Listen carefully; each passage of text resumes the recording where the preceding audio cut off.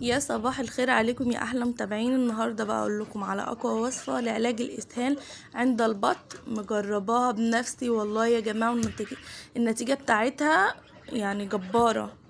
الاسهال بيقف بسرعه جدا. تعالوا بقى نروح على الوصفه السحريه دي. الوصفه يا جماعه المكونات موجوده في كل بيت، يعني ده شاي مغلي يعني موجوده في اي بيت، وده عصير ليمون على توم. اما الشاي يبرد يا جماعه، ما تلاقيه برد خالص، تحطي عليه الليمون والثوم.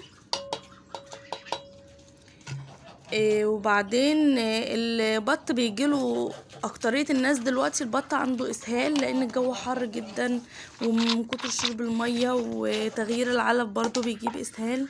فلازم نعالج الموضوع ده بسرعة يا جماعة. تغسلي السقايات كويس. وبعدين ده زعتر ممتاز جدا يا جماعة للإسهال برضو.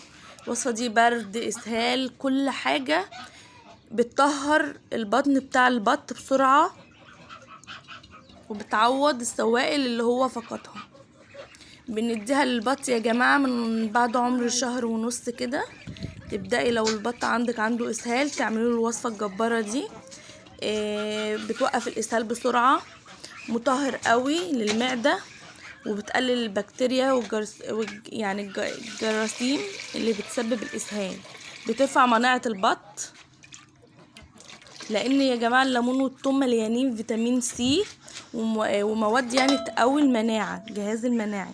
بتساعد البط باسترجاع نشاطه، تخليه نشيط كده وتعوض عن السوائل اللي هو فقدها. فاتح شهية ممتاز جدا. ركزوا يا جماعة، يعني ما تدومش حاجات خضرة لان هتزود الاسهال. خليكي في عيش ناشف على تشيش، الحاجات الناشفة دي لحد ما الاسهال عندهم يقف. والله العظيم الوصفة دي بجد هتندموا انكم عرفتوها. تعالوا بقى اما اوريكم. انا كنت امبارح ماسكه فار وموتاه، وكنت منزله الفيديو، وحطيت المصيده تاني، لقيت واحد كمان، لقيت فار كمان مسك تاني.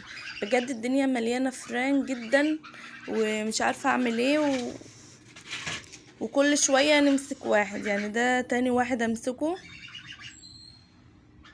انا كنت منزله الفيديو اللي قبل ده على طول، خشوا شوفوه وانا بموت الفار اللي قبله.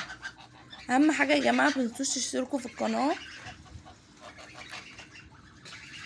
وتدعموني. ما تنسوش بقى اهم حاجه تجربوا الوصفه وادعولي، وما تنسوش تعملوا لايك للفيديو واشتركوا في قناتي عشان يوصل لكم كل جديد عن تربيه الطيور والوصفات والحاجات اللي زي دي.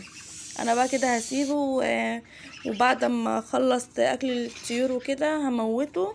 اللي عايز يشوف انا موت اللي قبله ازاي يخش على الفيديو اللي قبله. مع السلامه.